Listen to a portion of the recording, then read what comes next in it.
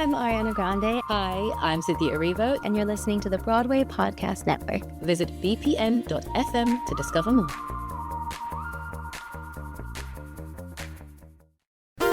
There's a cat over here.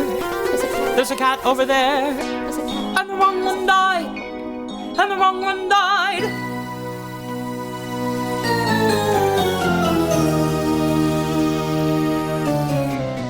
Welcome to The Wrong Cat Died, the podcast breakdown of the catastrophe. I'm your host, Mike Abrams, and I am very excited about today's guests.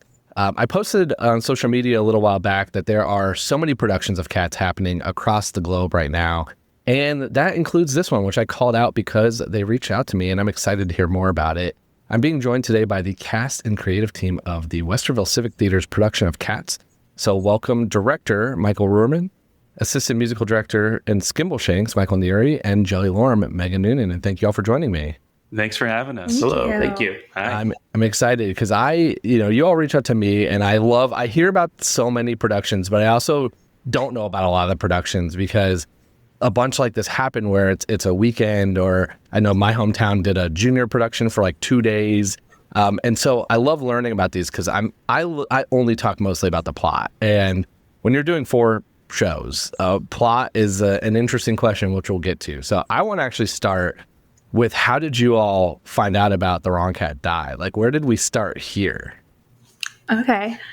I guess that was me because I was traveling to go to bachelorette party in Wisconsin, and I was driving 11 hours, and I always like to listen to podcasts. So I was like, I think I put like on my Instagram, like, I podcast recommendations, and I didn't listen to any of the things that people told me to listen to. Yeah. But like, I think I like put Cats like in the podcast thing instead of like music or something instead of the Apple Music. And so then I like looked and I'm like, The Wrong Cat Died. I was like, is that about cats? And I clicked it and I was like, oh, it's a podcast about cats. And so then I ended up like listening to a bunch of it. I'm in the middle of Indiana, and then I like stopped for gas, and I'm like, Michael, our director, I'm like, you've listened to this before, right?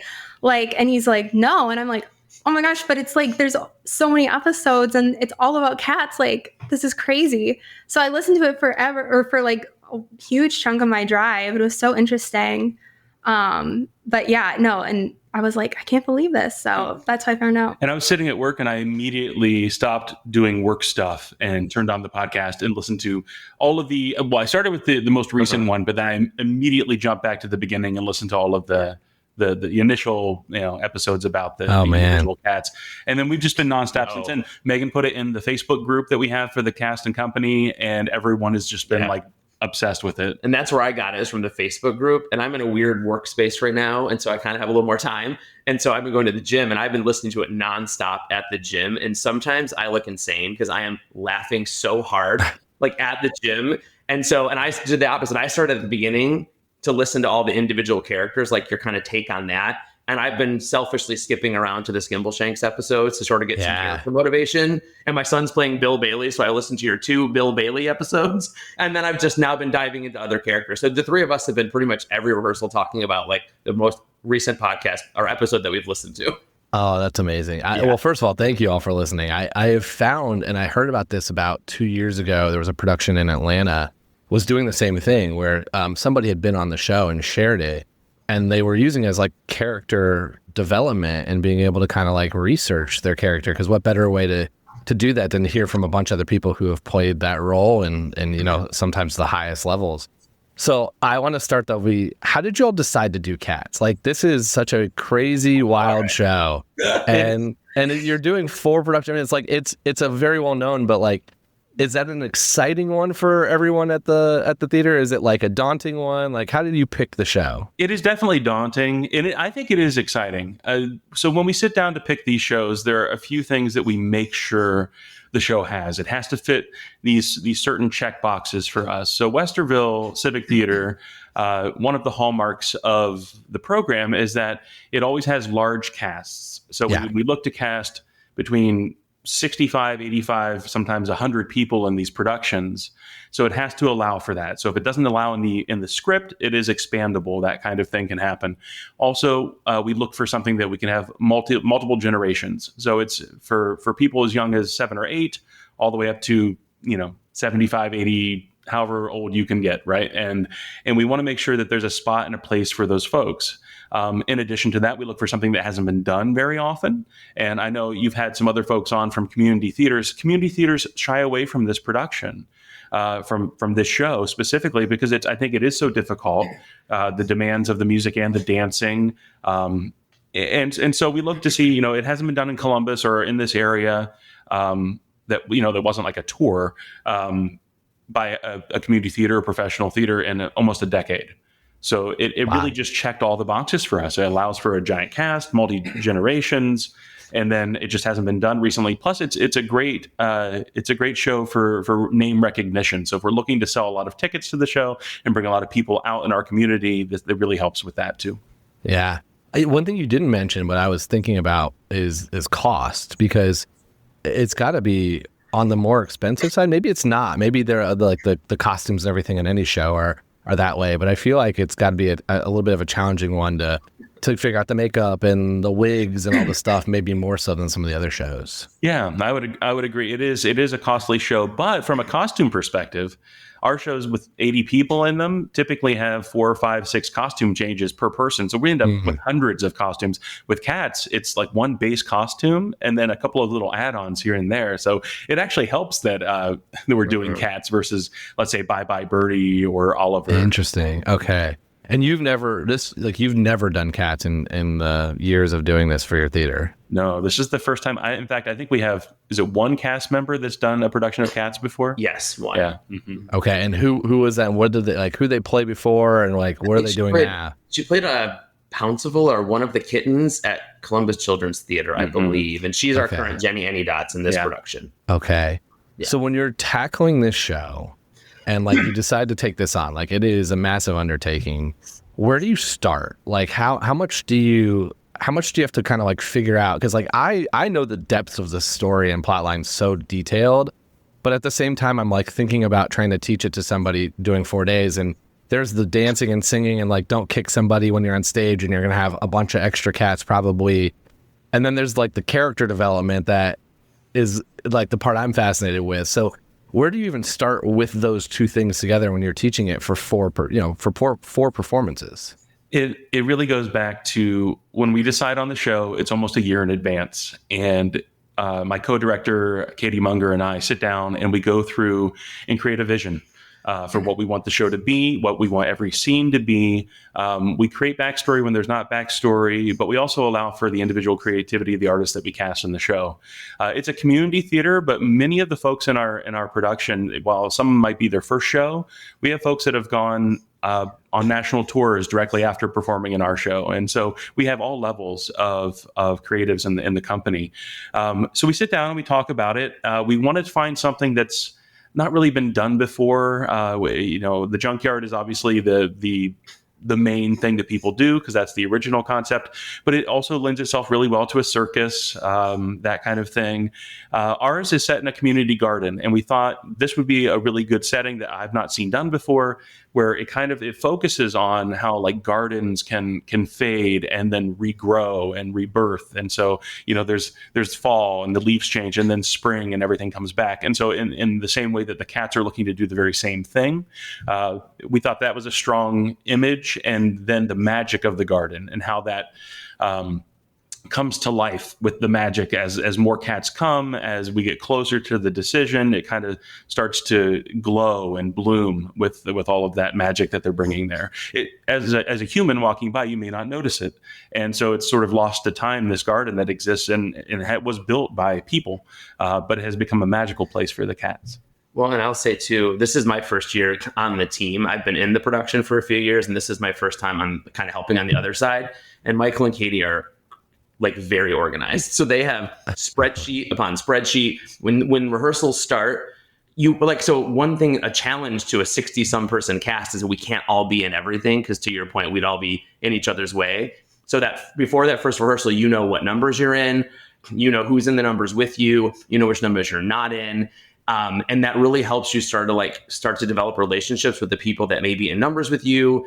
It helps the music director and me figure out kind of who sings what. We have an amazing choreographer, Cindy Straub. She has done the shows here for a long time, and she is brilliant. And she is then able to figure out who can do what, dance moves, who's in what part. So this starts at the very beginning, because I got to see the spreadsheet this year for the first time, and I'm such a spreadsheet nerd. It made me so happy. Like, I wasn't even looking for like names of people. I was just so impressed by the level of organization, which you have to have, right? You can't sit down with 60 some people and just be like, okay, well, now let's figure out who's going to be in McCavity, right? Yeah. It truly has to be like, and they put a lot of thought into it in advance. The other thing they did, which I thought was really interesting, is all of the additional cats, to your point, there's like 60 some of us. They spent the time to go through literature and pop culture, and every cat that was added is based on and named for a cat from another like book or story or movie, which I think is super cool, because those people can also do research on their character and sort of develop their character and what they're going to look like, rather than just being like, oh, this is, Buttons, your name is cat number 4. Like, they all are a unique personality, which is kind of a really interesting thing that our directing team did. Yeah, that's gonna be my next question. What are some of the other, if you have 60 plus, there's usually 30. Like, who'd you add? Shanks, Figaro, Dusty Miller. I'm trying to think of random names. Yeah, we threw a couple out there. So as a nod to T.S. Eliot, we have a Thomas Stearns cat. Okay. For fans of Kimmy Schmidt, we have From Bumbly and Mizzlemitz. Us. We have we have a Bigglesworth, who is a hairless cat. Which would be lovingly played by Pam, who is a lovely adult lady who can do the splits. Apart from that, I want to hear. I haven't talked to anybody in the cast about this specifically, but we came up with Clouders. So as a way of managing the large cast, we broke people into Andrew, Lloyd, and Weber groups. And so if you're in Andrew, you do certain things in the show. If you're in Lloyd, you do certain things in the show. What are your thoughts? Well, I'm a Weber. So. You're a Weber. And I'm an Andrew. Okay. Mm-hmm. And my son's an Andrew. So we're at different rehearsals and different songs, and neither of us are Lloyds. Mm-hmm. I think it's great. It's the negative to it is that you don't see certain people very often on stage. The positive is you can develop a lot of like fun stories within your. So my clouder happens to be the tap dancing clouder, so I'm a tapper. So Skimble Shanks is actually a tap number in our show, which usually it isn't usually on the stage, but it was in the movie. So they came up with that vision. So as a tapper, I'm thrilled with that, and I'm Gumby Cat. So we're kind of a big group of tappers in our group, and then your group is a little more. We're in like the naming of cats and like what's the moments of happiness. So like the ones where we have like kind of more, I guess, the one like. Not like dance heavy, I would say. I guess we do. I think we're in a couple, but it's really fun because you get to like really play off with like the same people. So it's not like you're constantly trying to remember what's my relationship with this one cat, what's my relationship with this other cat. You're like, okay, no, I'm in this other scene with you, and we do this thing, and I'm in this other scene, and so you kind of are able to kind of know those specific people and what you would do with them on stage, and form those like different relationships. And a lot of them are like different relationships outside of like the classical like cats that we know, like, oh, this person and this person are usually together. Well, in ours, a lot of times we're staged with completely differently random people. So you're getting to explore that. Like maybe Jelly is with Play-Doh a lot. And maybe Jelly's with Victoria more, because we just are staged differently and with different needs around the stage in different times. Like they need your voice over here at this time, or they need your body over here to do this. So you get to like really play around with that in a different way, which is fun. And sometimes you're just like, oh wait, I have to change like my whole story. Like I think Victoria and I just got added to Rum Tum Tugger, and we were like, okay, like why are we in Rum Tum Tugger? Like, so like we came up with this whole thing. We're like, okay, so we're gonna like be like on the side over here because we're not dancing it, we're singing it, and so we're on the side and we're like, oh yeah, we're just like watching him and coming up with this whole thing, and then at the end we have to go around him and like be interested in stuff. So it's cool to like be able to explore that kind of thing. Yeah, I love that you get with 60 plus, you have so many different character choices you get to make. And then also a lot of the lore that comes that I've learned and unpacked with people is a lot of times it's like, this was their friend from before. They were roommates on tour and their cats weren't supposed to be together, but they did. And then all of a sudden that got picked up and became further, what everyone did going after that moment. Yeah. And so I think having those opportunities to add stuff to it is kind of the beauty of the show, is that there's a few definitive things that I feel like if you change, the super fans would get really mad, but a lot of the rest of the stuff is still very up for interpretation. I want to hear a little bit about how you're looping in Grisabella's story into like the community garden aspect. Like, how does that fit there? Well, I mean, just my perspective on it is that she sort of represents the garden when it's not in full bloom, right? Where people may not notice it, may not like it, and through her ascension, she becomes kind of one with the magic in the garden. So, spoiler, even though it's going to come out a little bit later, probably. So we're actually going to have her ascend through a big old tree that's in the center of the garden. So she'll be led there once she is chosen, after she's accepted by the rest of the group. And she'll enter into this tree where there'll be sort of like I like it to like a Beauty and the Beast transformation, when he's, he gets lit up and there's all this smoke and fog and stuff happening. And what's a little bit different about our production, I know other productions have done it, but what's different about ours is that we're going to have a Bella return, the reincarnated, reborn Grisabella. So the idea is that she's just sung Memory, right? And she, when she comes back as the young cat, she has retained all of her memories, everything that she loved about life before her fall from grace. And then she's welcomed back by the group. She gets to live a full life with them, now being accepted. And that's part of it's part of the garden aspect. And we like the rebirth thing. It's also about community and acceptance and loving oneself, but also loving others. So that's kind of where we play with it. I know it's it's central to the story no matter where you set it, but the garden themes really kind of struck a chord with us when we chose it. I really like that. I like the Bella coming back. It's going to make my argument against you all much harder because you're letting her stay with her family. But we'll come to that. That's going to be the end of the show. We'll get there at the end. I do want to go back to a little bit about Kat's familiarity, and especially for Michael and Megan, for you two, like when you heard that you were doing this before you found the podcast, like how much did you know? And then what has been some of the learnings of like, wow, I did not realize this, or some of the most like aha moments of Kat's that you've picked up through this process? Do you want to go first? Yeah, I'll go first. Okay, I feel like I was a Cats hater for no reason before. Okay. There was no reason against it, and I think I didn't know a lot about Cats, and I think part of that is because I didn't grow up as a dancer. I think a lot of my friends who grew up as a dancer, like that was a classic show that they all watched because it's like this beautiful dancing, and I was just didn't interest me. I was like, there's other things. So I think I was in college when I took I needed a history credit or something. So I took a musical theater history class. And I remember my professor was a hater too. She was like, oh, Cats is just not good. We're going to kind of skip over it. And I was like, okay, my professor's saying that it's not good. So I guess, or whatever. Then I think I was in grad school and it was the pandemic. And I was I think it went on Netflix, the movie or whatever. And I was like, okay, let me listen to it. And I did, or let me watch it. And I didn't like it, obviously. But I remember kind of falling asleep and listening to the music. And I was like, wait a minute, this is kind of good. I like this. I just really want to see a live version. So it was my plan. I was after the pandemic, I got to see it. And I got tickets 2 times for 2 different productions that were touring, and I got COVID each time. So I could never see it.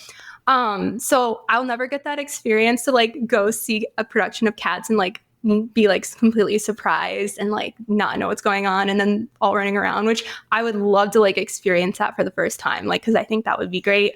But yeah, no, I was I didn't and then I guess I just have been really intrigued about it. After listening to the music, I'm okay, no, the soundtrack is good. I really want to see it. And I never thought I would be in it ever. Ever. So this is just crazy. So yeah. I have a slightly different experience in that I grew up not a musical family, mom and dad, no, siblings, no. So I wasn't exposed to musical theater. I started playing piano. I started getting interested in doing shows in 8th grade. I'd go to the library. I'd get, Broadway cast recordings and listen to them at home and memorize them. And so But I was of the generation, a child in high school in the 90s, right? We all hated cats. We loved Rent and we hated cats. And I shouldn't say this, but I always hated ALW. Like, I was not a fan of Phantom. I didn't like anything I listened to.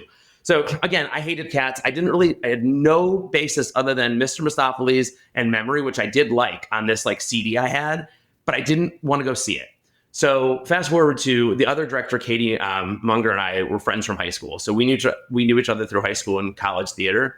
And we hated cats. We always talked about how much we hated it. So my wife, Joanna, also did theater with us in college, and she has always loved cats, like so much. So I didn't go see it in college. I hated it so much I wouldn't go with them. So they saw it together. Katie hated it. Joanna loved it. Like, that's kind of the history. Fast forward to 2012. I'm living in Chicago. Joanna and I have been married a couple of years at this point. And she's like, we're going to see Cats. And I'm like, ugh. So I even posted on Facebook. I looked back. It was like, equal parts expecting to be impressed by the dancing and creeped out by what I'm about to see. So I, went and had a martini or two and went and saw Cats. And I'll be honest with you, from that moment on, I fell in love with it. I understood it. I got the plot. I got the story. I knew what was happening. There are parts I didn't love. No offense to Gus. I definitely nodded off during Gus the theater cat. But Skimbleshanks woke me up, which is why he's my favorite cat and why it's the role I really wanted. So I loved it. So I went from like, I hate it for I don't know why, to loving it. So much so that we took my son to see it when he was like 4. So I know you have feelings on that.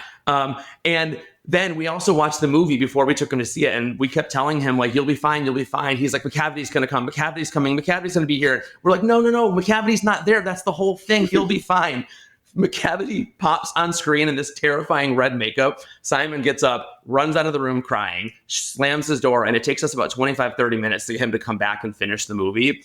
So, we have a very storied past with it. So fast forward to, they told me they were doing Cats. And I think they were expecting me to be like everyone else, like at times, like, what? Oh, I was thrilled. I was so thrilled. And it's a really cool experience to get to be in it and like kind of learn about the characters. And sharing it with my son is pretty cool. Like, Skimbleshanks and Bill Bailey have some weird moments together on stage. Like, not weird, but like, you don't expect them to be there, but they actually sing together a handful of times. And so that's been really fun to like play with that dynamic and then to share it with one of my best friends, Katie, the other director, and kind of get to do this show and like watch people grow into loving it. Like, I feel like throughout this process, the cast has really like grown into like a genuine excitement about Cats. So I'm like a cat lover. So I'm not real cats. I'm allergic, but I love Cats, the musical, like so much. Yeah. And how old's your son now in the show? He's 10. He's upstairs listening from the other room, probably like wonder if I'm going to say anything embarrassing about him. I think 10 and under. I've eased up on my thoughts there because I just saw the international tour and there's a bunch of like younger kids around me and it's great. It's the like, young teens to right before they hit, being 18 and an adult where I'm like, this is a wildly sexual show that has some parts to it that are pretty aggressive if you like really break it down. That's the part where I'm like, let's maybe keep some of that away. Our Jellicle Ball is nothing like what you've seen. There's no like, it's groups of dancers coming in and out and just doing really good choreography and really fun things. There's not this like overall feeling behind it. I'm actually the one who does the lift with Victoria. It's not like, it literally is just the lift, the turn, she's a professional ballet dancer with Fort Wayne Ballet. Fort Wayne. And so she's brilliant. So basically I'm just there to lift her, frame her, and let her show off. And she does this beautiful like solo work beforehand.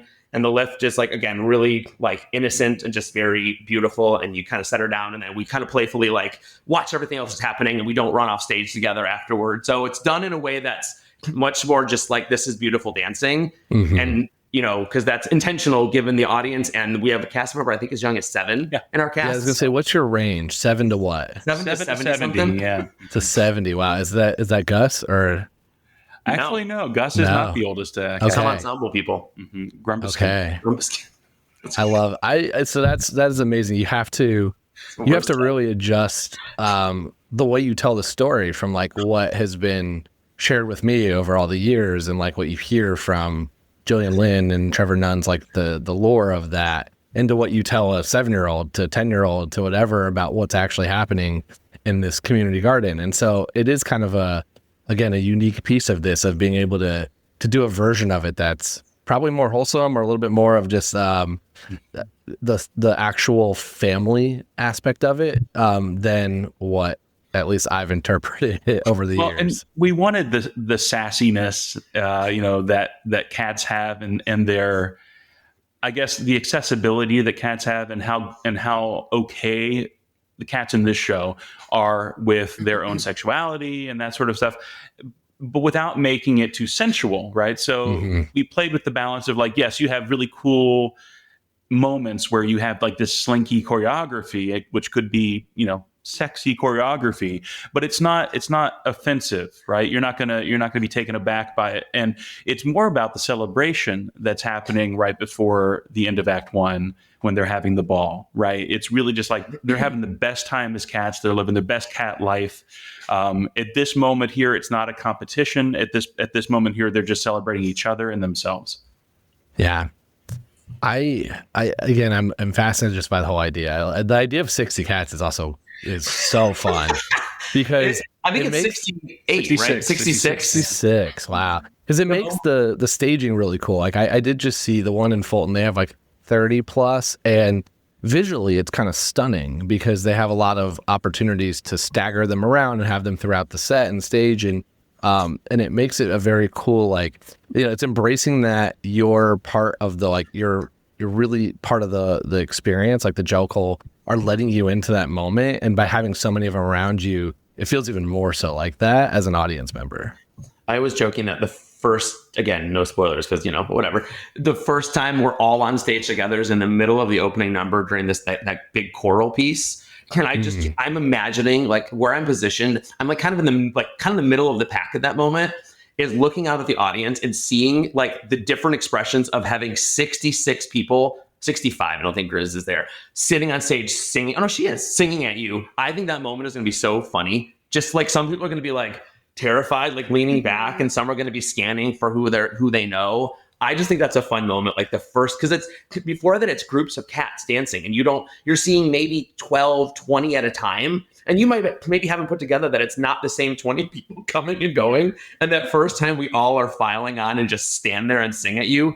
I just think, and I will say one thing you hear too is it's a very good choral sound because we have so many people, like it is a hard score. And like with that many people singing, it is a very rich, very full sound, which is not always the case in cats of 22 people, some of whom maybe are primarily dancers. So that's a pretty fun thing as working on the music side of it, to really get these big full choral sounds in cats. It's kind of fun. We're going to take a quick break and then we'll be back for more of The Wrong Cat Died. What are you most excited about and most scared about coming into these shows?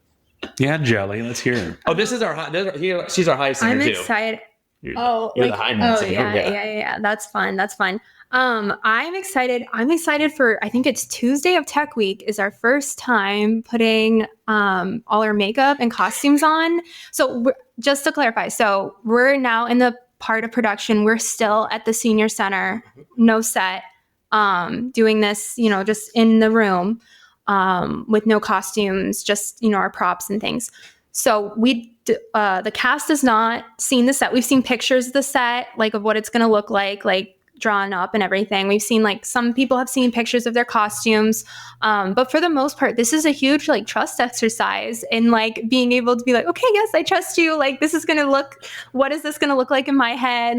And so I'm excited for the day that we all are on stage and in our makeup and because it's just going to be so I just think it's going to be a different show for all of us just to be we're doing cats. I've had moments throughout the process where I'm oh my gosh, I'm in cats. I think it's when we did the Jellicle ball, at the very end of the Jellicle ball, we all do the same choreography, and our choreographer is a genius because she makes it so everyone can do this one part, but it looks so much like cats. I don't know how to describe it, but our arms are going up and we're doing all the things.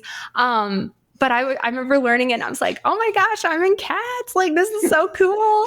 And I've had moments where I'm the naming of cats in particular, I'm oh gosh, this is so cats. It feels so fun. So I'm excited for when we all have the makeup on and we see each other. And I just think that's going to be a really fun day, that Tuesday. So yeah, that's what I'm excited for. We get our costumes tomorrow. we all get to see our costumes, which is Okay. kind of exciting. And again, we keep saying genius a lot, but our costumer is also a genius. So the directors had the vision with her as well of like, we're not all going to be in spandex. Like, we are 66 people.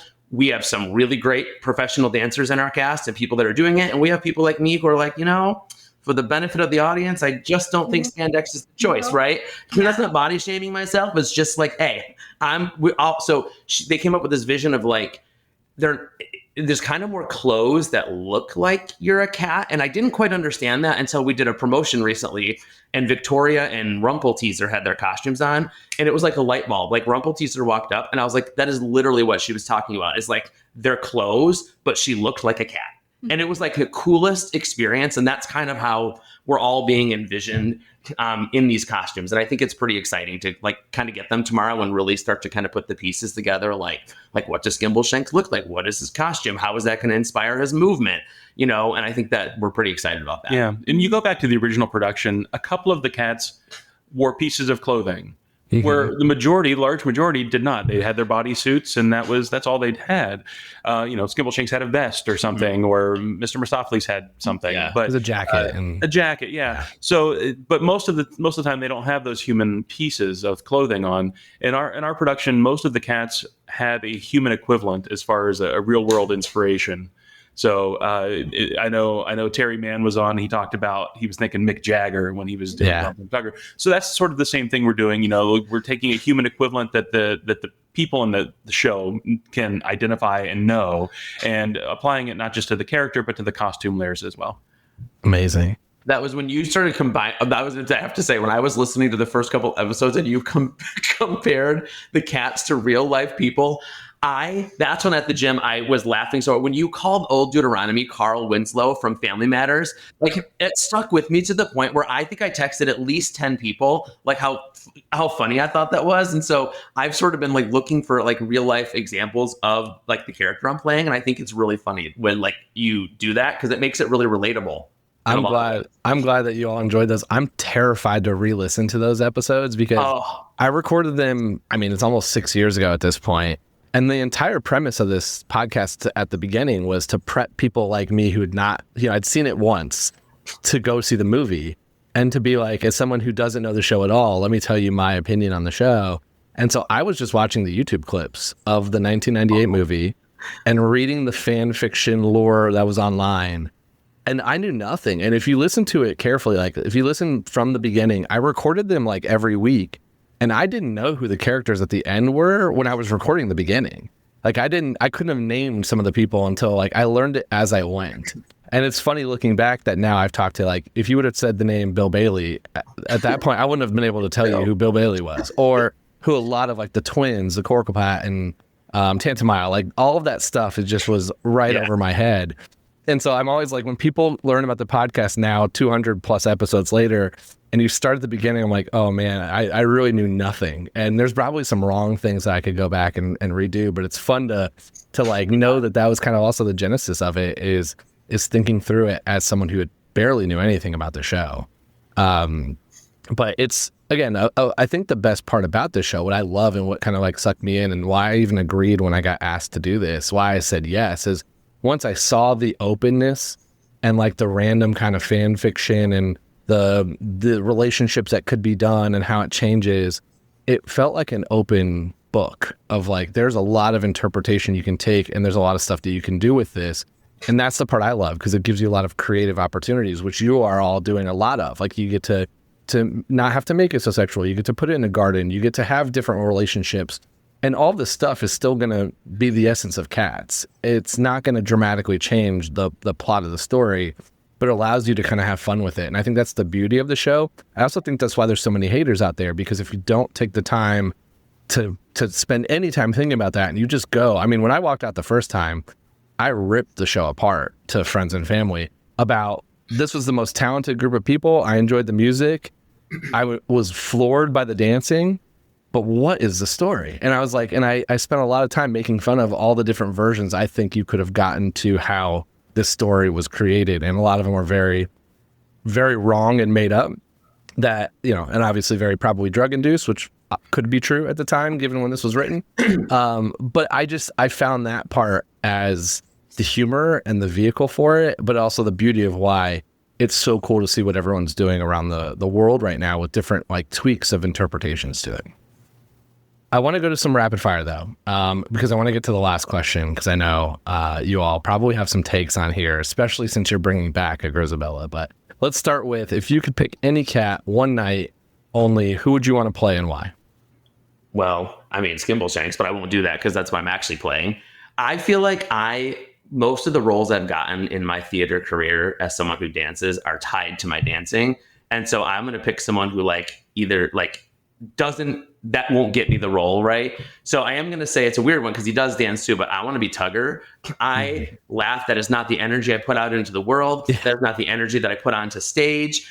And my Skimble is so controlled. Like everything he does is so choreographed, and he's just so busy and going around and checking everything, right? And that's kind of me in real life. I'm not really acting very much in this show, I'll be honest. Spoiler alert, I'm kind of just being me up there and singing. But being Tugger and the chance to just be a total free spirit, vocally, and Lorenzo, who plays our Tugger, is exactly that. He is riffing, he is thrusting his hips, he is doing all the things. I think it'd be fun to be Tugger for a night and just completely unhinged Skimble, just kind of let it all out and just kind of see what happens. So that's who I'd be. Yeah, I would say probably one of the dancers because I don't dance. So I would say Jenny Anydots or Mistopheles. I think those would be really fun to be able to it looks so fun. Just the tap dancing and just being able, it looks so fun. So I would definitely say one of those two. I wanted to go with Tugger as well. Sorry. It's okay. But the more I think about it, I did get to stand in for Gus the other day. I had a lot of fun just kind of singing through. Gus wasn't there that night. So I'm like, I'll sing it. And then when it got to the hard part with Peaks and Follicles, I just handed it over to Mike. No, I think what actually happened is I said, I'll sing it. And then I was like, I don't know this song. And so you did, I was sort of I said I would do it. I was like, I should know it. I'm assistant music director. Right? And I realized that's a song I'd never looked at. So you did it. And then for Peaks and Follicles, I worked on it so much with Simon. You were like, yeah, I don't know this one. You were a great Gus. I feel like at some point you should be a Gus. I should be Gus. I would love to. I love the character aspect of his piece. And we got to see, a few of us went down to the Dayton production that Joe Deere directed. And it was also a younger cast, mostly teenagers and stuff. And what I thought was so endearing is the audience loves Gus.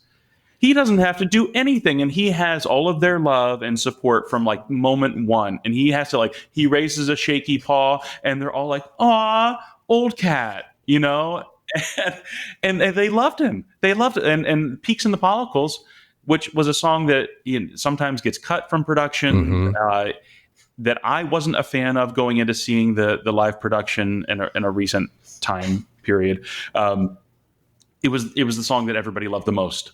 It was the one that the audience just cheered for, to see these little kids be, little dogs and stuff fight.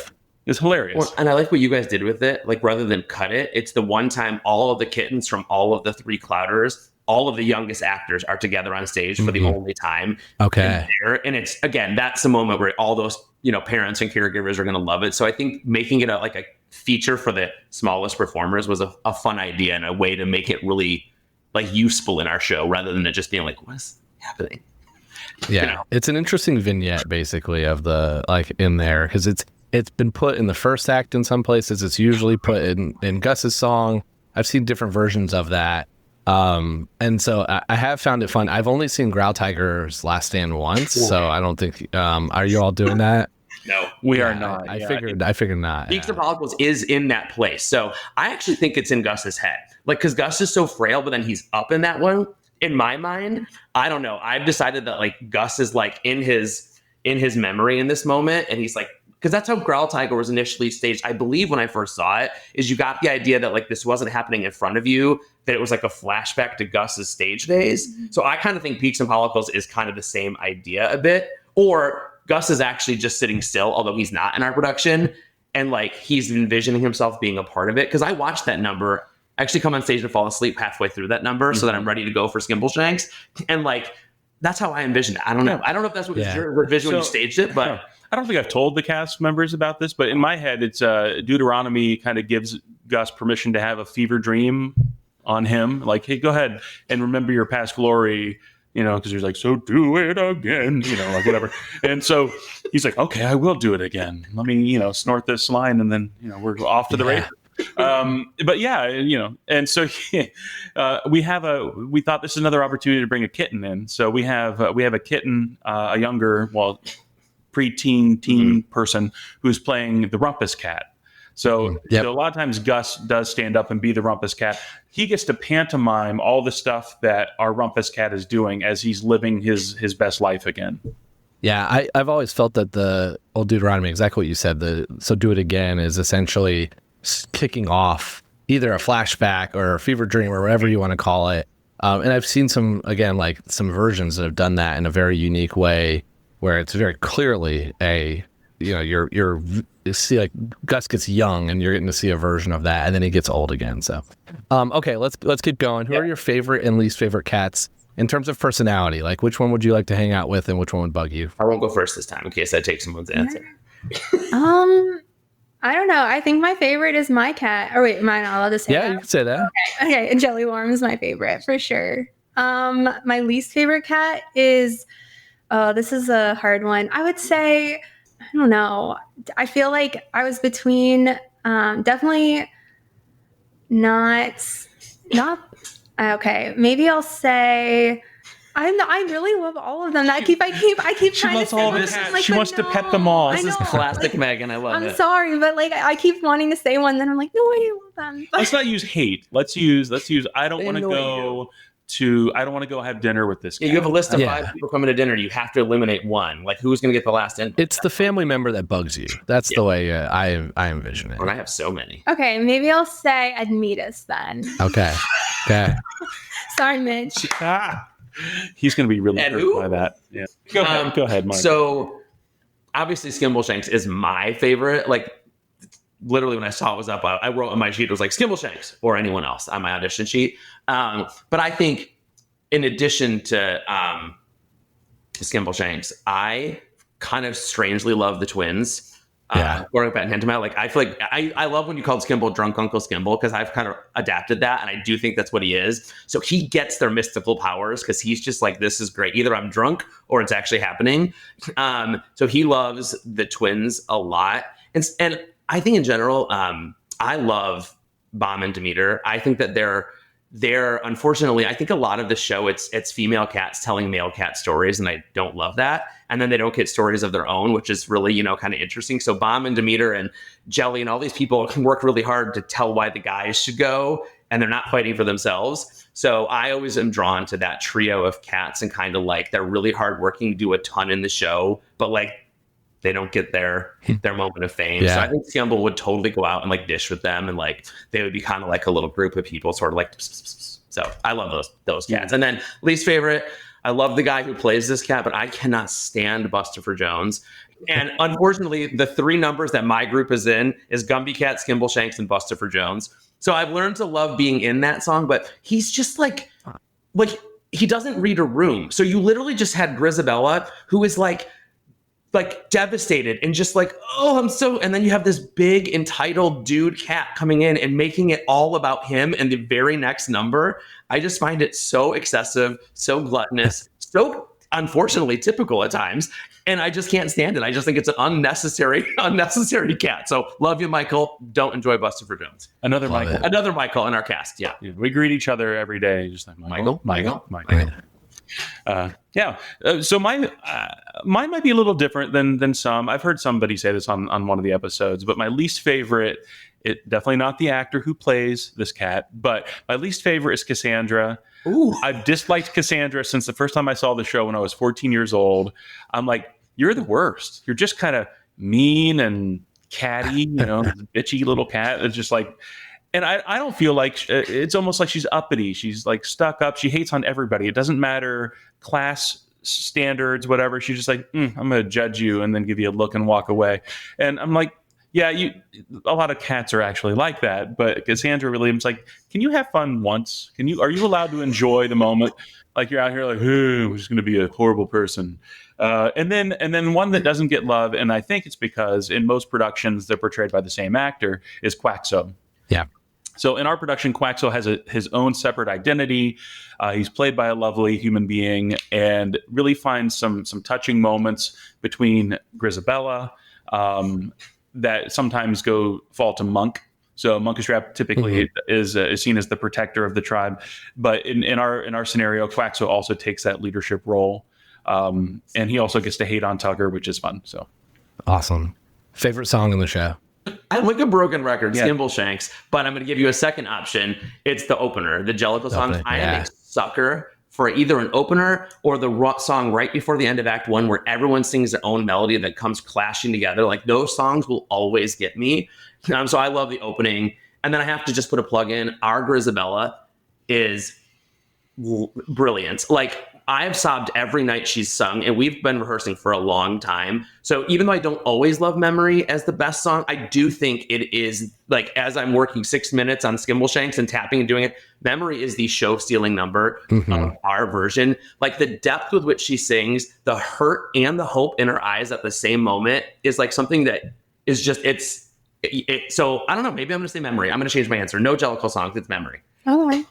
I said every song. Good luck. Okay. Yeah, you said them all. But I think I'm going to go with McCavity as one of my favorites to be in. It's just like, so like, it's fun. It's also like, it's a lot of like acting and dancing. And it's just really, I don't know. I really enjoy McCavity, listening to it and being in it. It's really fun experience. Yeah. Definitely McCavity. And you've worked your butt off in that number. Yeah. You say you're not a dancer, but she is dancing her. I know. I'm like based off in that number. I go home, like, I'm just like in my living room practicing all these dances all day. I'm like, oh my God. I mean, I'm a huge fan of the Gillian Lynn original choreo, but what Cindy has done, I think, I mean, step for step, I think there are more dances happening in our production than the original, which when you don't have just 22 people, you can do that because you can tire out an entire clouder with one song and then they have a couple of moments to rest, right? They get to leave the stage, right? Exactly. Wringing out your cat tail because it's covered in sweat. I don't know. I have so many favorite songs in the show. Memory is a huge one. It didn't start off that way, so I'm surprised that I'm so engaged with that song. But working with our Grisabella and talking to Ashley about what I think the song inspires, what it is, what it means to, to look forward with hope, knowing that you probably won't get there, and then mirroring certain moments in the show when she comes on for Grisabella the Glamour Cat and is at the end of Act 1 and she's leaving the stage and she turns around to see if anybody's there and realizes that it's not going to happen, not right now. And so we mirror that same moment at the end of Memory where she starts to leave again, but then she just feels that Victoria's presence is there. And in our production, we have Victoria actually check in with Jemima, who's played by a very young kitten. And Jemima all along has been the one who's kind of been like, she's okay. She hasn't been taught to hate yet, right? And so but the adult cats or something happens, get in the way, and she's not able to make that touch. So when Victoria stands up as sort of a leader, and we play Victoria as like not an older cat, but as an adult cat, like a young 20s cat, turns around and Jemima urges her to go to Grisabella to make that choice, and she does. I mean, those are the moments. So I guess I went off on a tangent, but yes, I think Memory for me has become the number for me in this. Okay. Well, so let's get to the $1 million question, and it's hard because you're spending so much time practicing one version right now. But I'm excited to hear a little bit more because I think you've ruined one of my main arguments about why I don't think Grisabella is supposed to be the right Jellicle choice. But I want to hear. Who is you, not your character, you as an individual. If you were picking your Jellicle choice, who and why? Do you have an answer? Me, you. Do you have an answer? Mm-hmm. Okay. Well, I'll say, I would Megan. I would end up picking Grisabella because I think that like being in the show right now, like where I'm at in this show, and what the director has set as the parameters of getting to the heavy side layer and how this is going to play out, like, it makes sense that Grisabella should go up to the Heaviside layer. And I feel like that's, you see that like during Memory, you see that during lots of moments through the show. And I think about like, how would that make, like, obviously Jellylorum thinks a different thing. Like, Jellylorum is always going to want Gus to go to the Heaviside layer. And I think my character still would want Gus to go. But, I don't know. It's conflicting because you have to think about how this plot of the show would go if Gus got it, like, it's expected and you would just be like, okay, it's going to happen. Like, so I feel like I'm really bought into this, that Grisabella gets to the Heaviside layer. And that's, one of the things that, and especially just being on stage, listening to Memory every night and just like being able to soak in what she's saying and realizing, one thing that Michael shared with me was that, I think you said that, how did you phrase it? It was like Grisabella isn't like the architect of her own downfall, is what you said. I did. So I feel like she's a victim of circumstance, that she didn't really do anything to earn what has happened to her. And because of that, makes her worthy. I think if she was the one that orchestrated what happened to her, then she's flawed to a point that she doesn't deserve it. So why would she be the choice? So it has to be that something happened to her. It wasn't of her own making. And because of that, she's still worthy. She just wasn't accepted for so long. Interesting. Yeah, okay. That totally changed like what I thought about it. Cause I was like, oh, so like Grisabella truly didn't have any fault like in her being outcast. It really was the whole like clan of cats that was like pushing her out. So that really changed how I thought about it. You mentioned the criteria. What is the criteria for the Heaviside layer? Yeah. Okay. So Michael told me that the criteria was that the cat needed to be, it was like redemption, and the cat, okay, you said there was two things. I can't remember what they were, but I remember there were two specific things, and I was like, okay, well, if those are the parameters, then that means that Isabella will go. So the redemption part, but also that they still have something to accomplish. They have something that they need to live for, that they weren't able to experience thus far. We talk about Gus and how everybody loves him. He's had no problems. He has all his great memories, and I know another guest has shared the same kind of thing. And some people said, well, about Old Deuteronomy, he's certainly worthy. And in our production, I see Old Deuteronomy as sort of like this medium between the ethereal world and the real world, and he has a job to do. We talk about having 99 wives, and he's lived so many different lives. He doesn't need to go. He's a spiritual being who has a material form. So he's the guide. He's the one that can help get them there. He never gets to go himself. Now, there may be a time where he turns over the reins, and I know we've talked about, you've talked on other episodes about, well, he's training Munkustrap to take over, and he's training Rum Tum Tugger. But I'll say this: I would pick Isabella as the director. I think you know my reasons. But if I were to pick one, it might be Munkustrap, and it might be that you have to live a certain number of lives and have ascended to the Heaviside layer and come back to even have that connection with that world, so that he could take over for Old Deuteronomy when it's time. Go ahead, Michael. No, go ahead. Well, I wanted to ask you. You mentioned that your two criteria. I like the having something to live for. That's a very unique kind of piece to this. My question would be: Does Old Deuteronomy know at the beginning of your show that Grisabella is coming back, or is he making that decision partway through? Because I've heard different interpretations. One interpretation is he's knowing all along that she's coming back and this is going to be his choice, and that's why he's ready to make it. And other times is he figures it out at the end of Act 1 when he sees her sing Little Memory. Because to me, the criteria, do you have an answer if it's if he learns in Act 1? Because then it's like, who's your other person that meets the criteria if he truly is making that the criteria for every year he does this?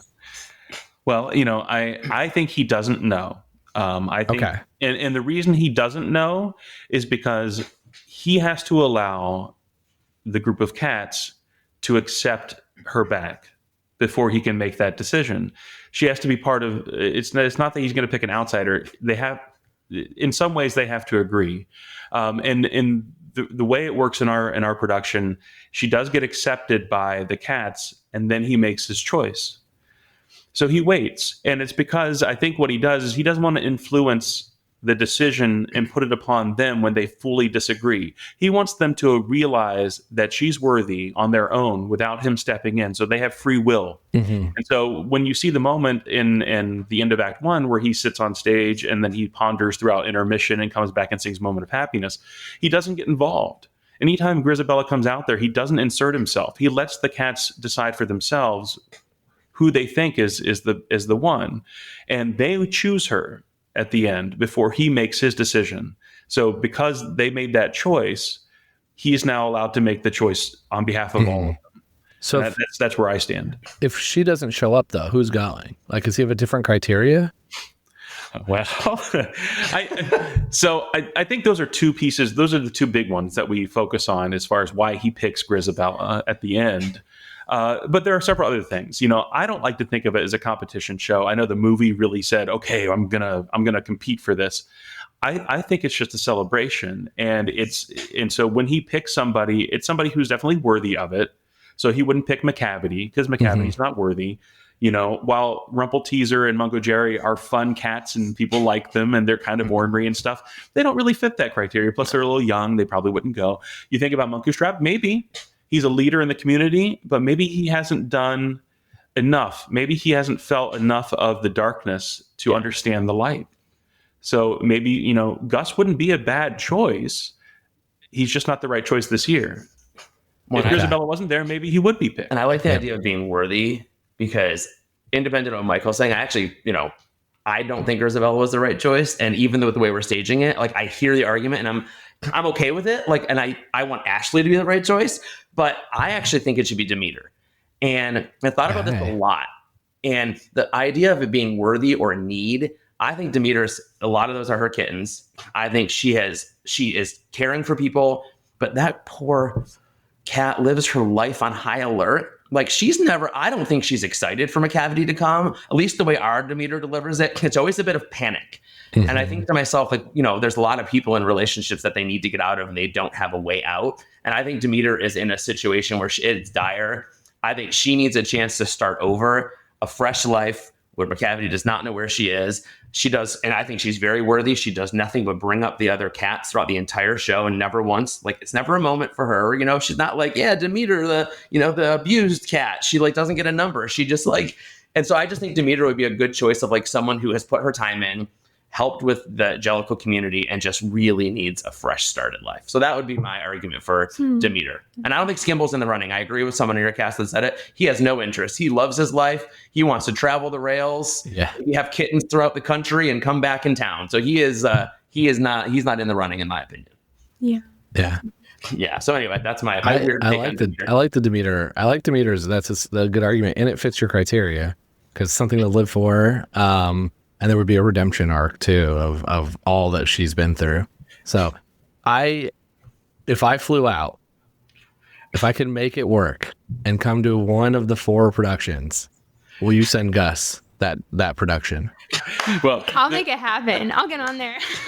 I'll be like, no, stop the show. You asked earlier what we were excited or nervous about.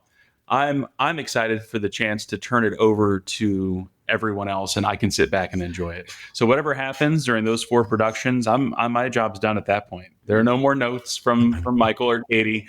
We are just sitting there watching this beautiful thing that the cast and creative team and crew is creating every night. Yeah. Okay. I'm gonna see. I'm gonna look at my. Well, this will come out after either way. So yeah. So you'll hear this episode, and it'll either be all over my social media that I was able to convince y'all to do it one time, or I will have not been able to make the trip. We'll have a seat for you. If you do, you got to know where you are, because I'm going to look out right in the middle of that cats where all 60 of us are, because I want to see the face that's made when you see 66 cats. I have already started to look to see if it's possible, but it is a very quick turnaround from some other trips. But I cannot wait to hear how it goes. I hope you all will keep in touch with me on how the performances go. This will obviously come out after, so everyone will get to relive this moment with this episode, which is really fun too, since I know you'll be and then again weeks after the show, and you'll get to kind of hear the before, and then it'll be over, and you'll get to experience the after, which is really fun. So, how can people stay in touch with you all and the theater in general? I mean, it's kind of not able to plug tickets, but just other shows that you're going to do in the future. Yeah, so we have the program runs throughout the summer and sometimes throughout the year. We have 3 big productions. We have a youth show, like a little kid show. We have a teen production. They did Chicago this year. And then our big multi-generational, full-staged musical. And it's all backed by Westerville Parks and Rec through the city of Westerville. So unlike a lot of community theaters, we're blessed with a decent budget, and we can put on some high-caliber shows. And anything you want to know can be found at westerville.org/arts. Everything lives there. Awesome. Yeah. Amazing. And then Michael does a lot of theater on his own, so you do other theater as well.